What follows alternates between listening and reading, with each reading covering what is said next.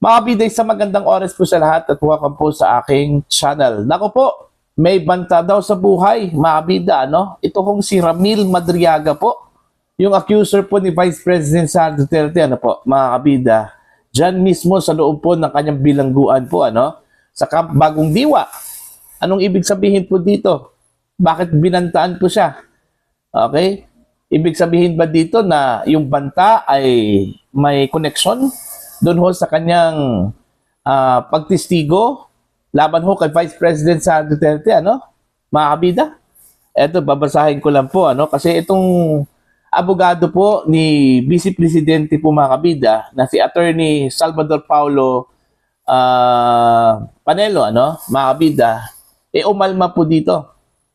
Okay? At sinabi po na kung mayroon man pong banta, ito hong si Madriaga po, mga kabida, sa kanyang buhay, wala kong kinalaman po dito, ano, ang Vice Presidente, ano po. Okay? Ito, babasahin ko lang po itong article po ng balita ngayon, ano. Panelo, protektahan si Madriaga, kampo ni VP Sara nagsalita sa gitna ng umanong banta sa buhay ng alleged bagman. Ayun. Naglabas ng pahayag si Attorney Paulo Panelo, abogado at tagapagsalita ng kampo ni Vice President Sara Duterte, kaugnay ng ulat na may banta sa buhay si Ramil Madriaga habang ito ay nakakulong sa Camp Bagong Diwa sa Taguig. Ang pahayag ay lumabas matapos ihayag ng kampo ni Madriaga na umano'y binantaan siya ng kapwa inmate sa loob ng kulungan. Isang insidente na agad nilang ipinaalam sa National Bureau of Investigation o NBI upang maimbestigahan. Sa kanyang Facebook post, ano, mariing iginiit ni Attorney Paulo Panelo na walang kinalaman si Vice President Sara Duterte sa anumang banta laban kay Madriaga. Ano? Ito yung sinabi po ni Attorney Panelo po, ano, mga kabida. Vice President Sara Duterte has nothing to do with any death threat to Madriaga, and we join any calls to provide him with additional protection. Okay? Ayon pa sa kanya, nais ng kampo ng Vice Presidente na manatiling ligtas at buhay si Madriaga upang mapatunayan umano ang katotohanan tungkol sa kanyang mga aligasyon. We want him alive and in the pink of health, because he's the only one who can admit that he made up his testimony against Vice President and identify his handlers. Okay? Dagdag pa ni Panelo, kung paninindigan ni Madriaga ang kanyang mga paratang, dapat umano itong magbigay ng mas malinaw at detalyadong paliwanag. If he stands firm on his testimony, we want him to come forward and add details to his only general and obviously fabricated accusations, so we can shatter his testimony even more. Okay? Sa huli, ginamit ni Panelo ang hashtag na Protect Madriaga at Protect VP Sara na nagpapahiwatig na suportado ng kampo ni VP Sara ang panawagan na tiyakin ang kaligtasan ng taong nagbintang laban sa kanya. So, yun po, no? Mga kabida.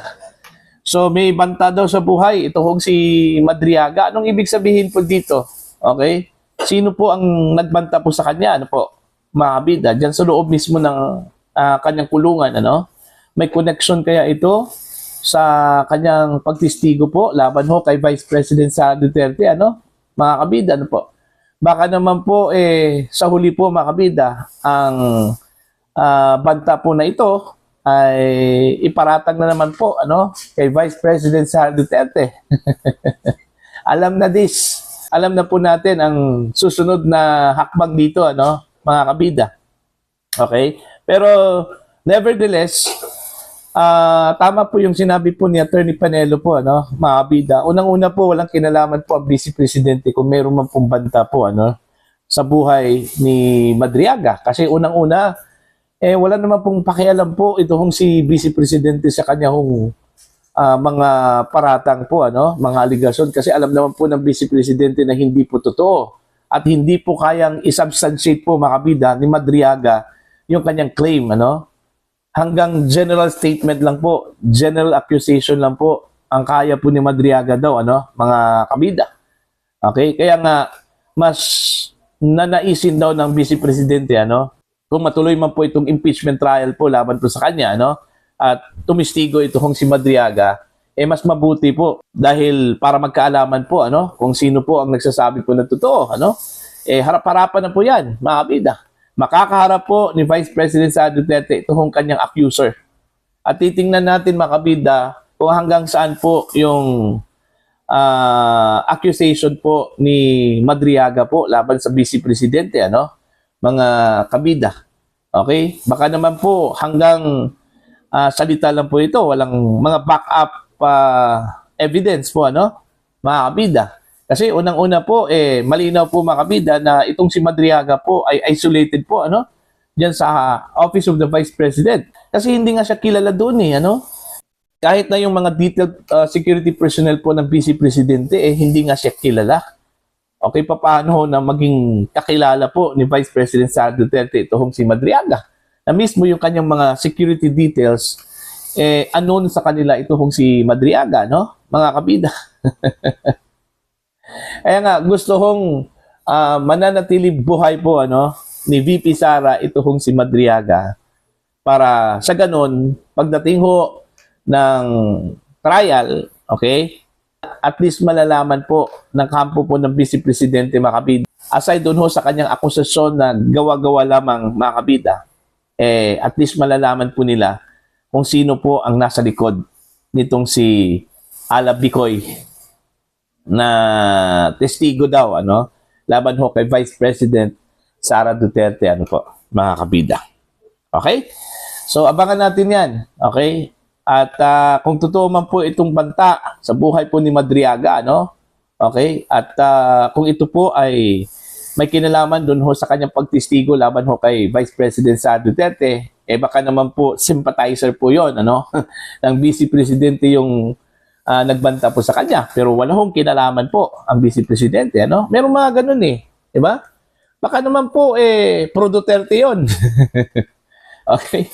Yung nagbanta na inmate sa kanya, ano, mga kabila, pero walang kinalaman doon ho sa allegation po, ano, walang kinalaman po kay Vice Presidente po, ano, mga kabida, yung nagbanta po kay Ramil Madriaga po, ano. So, ito, mga posibilidad lang po ito, mga kabida, granting for the sake of discussion, na totoo yung banta.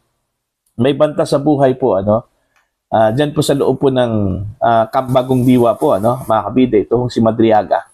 Okay? Ang pinaka malapit na posibilidad dyan na posibleng may kaalitan itong si Madriaga, okay? May personal grudge itong nagbanta po sa kanya, o di kaya kung may connection man po ito sa kanyang pagtestigo laban ho kay Vice President Sara Duterte, most probably sympathetic lang po siguro itong nagbanta po sa kanya, no? Mga kabida.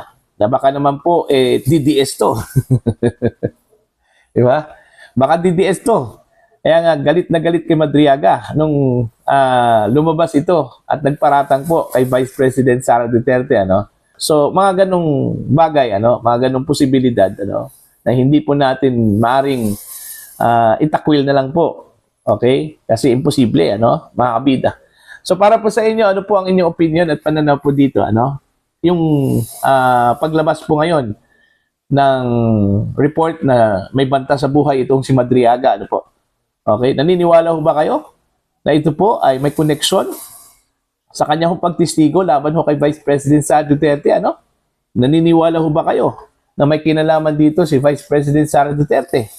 Please comment down. Sa mga hindi pa po subscriber po sa aking channel, please subscribe. Just click the subscribe button, click the notification bell, click all para updated po kayong mga kabida sa aking mga uploads. Maraming salamat po sa inyo lahat.